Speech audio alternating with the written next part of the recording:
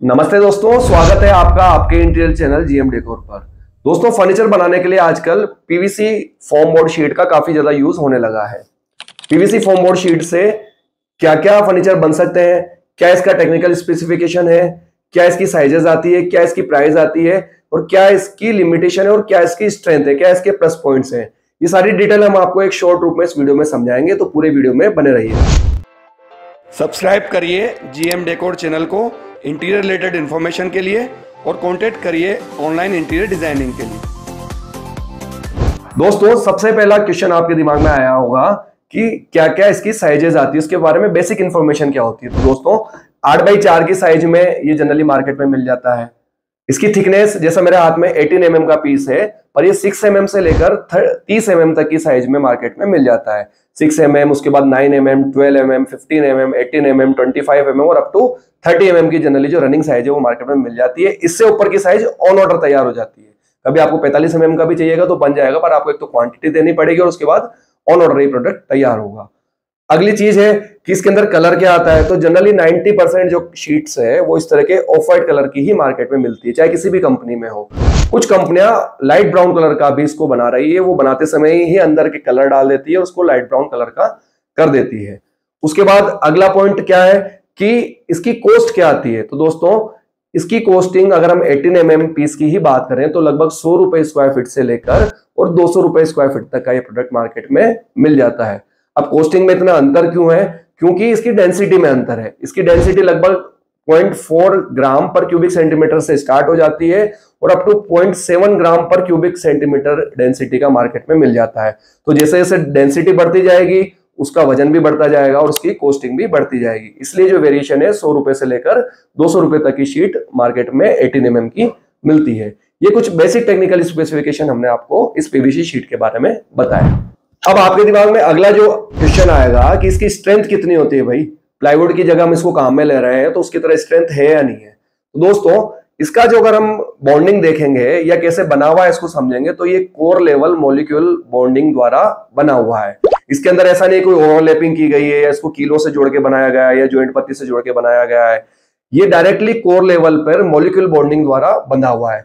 इस तरह की हाईली बॉन्डिंग, ऐसा कहते हैं प्लास्टिक के बारे में कि लगभग 4 दशक तक भी ये खराब नहीं होता है। इसकी बॉन्डिंग ना तो डिग्रेड होती है ना टूटती है। तो हाईली स्ट्रेंथ है। स्ट्रेंथ की आपको किसी भी तरह की चिंता करने की जरूरत नहीं है। उसके बाद लाइट वेट है। प्लाईवुड की कंपेयर में लाइट वेट है तो क्या है, ट्रांसपोर्टेशन आसान है, कहीं से भी इसको लाना ले जाना आसान होता है।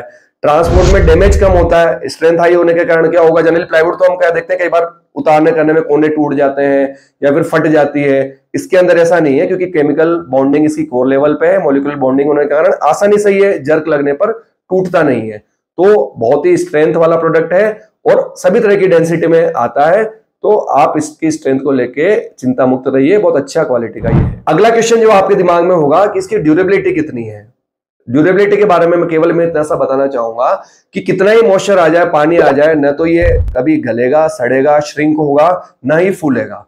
तो सबसे बड़ी समस्या जो फर्नीचर के साथ होती है वो पानी से ही होती है। तो वो सारा ये 100% प्रूफ है, पानी मॉइस्चर का कोई इस पर प्रभाव नहीं होगा।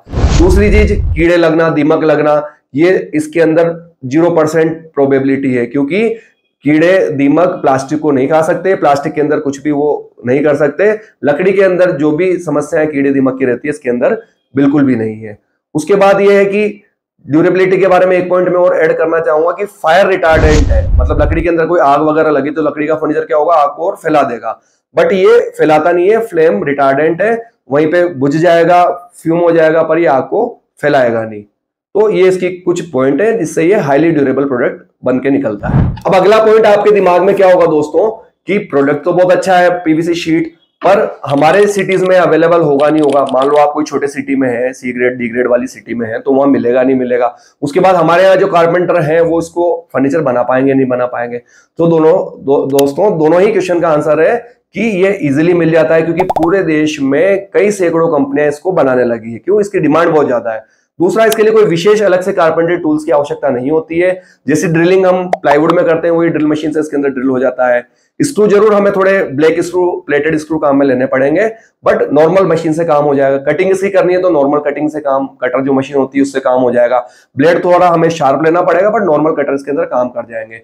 और बहुत ज्यादा स्किल्ड कारपेंटर की जरूरत नहीं कि अलग से कोई ट्रेनिंग की जरूरत है या फिर कोई अलग से स्पेसिफिकेशन चाहिए।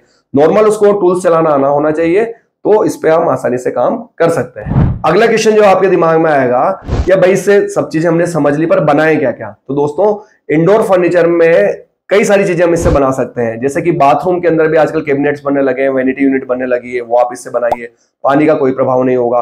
मॉडुलर फर्नीचर के कैबिनेट इससे बनाइए। इसके अलावा वार्डरोब आप इससे बना सकते हैं, टीवी पैनल बना सकते हैं, वॉल क्लेडिंग करा सकते हैं। आजकल पीवीसी वॉल क्लेडिंग के अंदर लोवर्स में प्लैंक्स के रूप में भी पीवीसी शीट आने लगी है, तो वहां आप इसको काम में ले सकते हैं। तो इस तरह का लगभग सारा फर्नीचर आप इससे बना सकते हैं। केवल मेरा एक सजेशन है, डबल बेड आप इससे मत बनाइए। डबल बेड में क्या होता है, तो हम सोते भी हैं, बच्चे उस पर खेलते भी हैं। सोफा हो गया, डबल बेड हो गया, जहां पे हमें ज्यादा प्रेशर पड़ना है, हमें बैठना है, तो ऐसी जगह आप काम में नहीं लीजिए। क्यों? क्योंकि थोड़ा सा ये मुलायम होता है, कई बार प्रॉपर सपोर्ट नहीं मिल पाया तो थोड़ा सा ये लचक मार सकता है, तो उस जगह आप प्लाईवुड काम में लीजिए। बाकी सब जगह आप पूरा इसको काम में ले सकते हैं। इंडोर की तो हमने बात कर ही ली।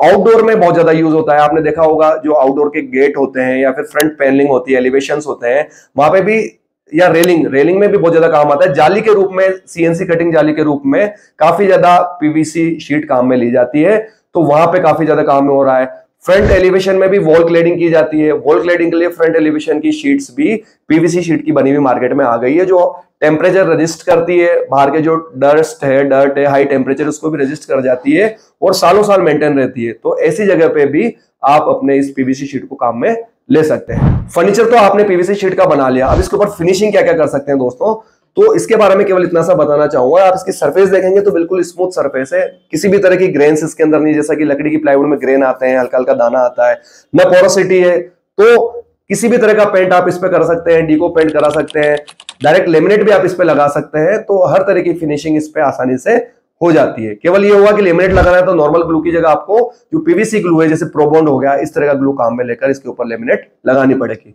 और आजकल इवन पीवीसी की भी लेमिनेट आने लगी है और नॉर्मल लेमिनेट भी इसके अंदर लग जाती है। तो दोस्तों, आज के इस वीडियो में आपने पीवीसी शीट के बारे में पूरी तरह समझा। इस तरह के और भी टेक्निकल प्रोडक्ट्स के बारे में देखने के लिए आप हमारे चैनल को लाइक करिए, सब्सक्राइब करिए और आपके कमेंट्स जरूर हमें भेजिए और जुड़े रहिए हमारे साथ। धन्यवाद। जय हिंद, वंदे मातरम।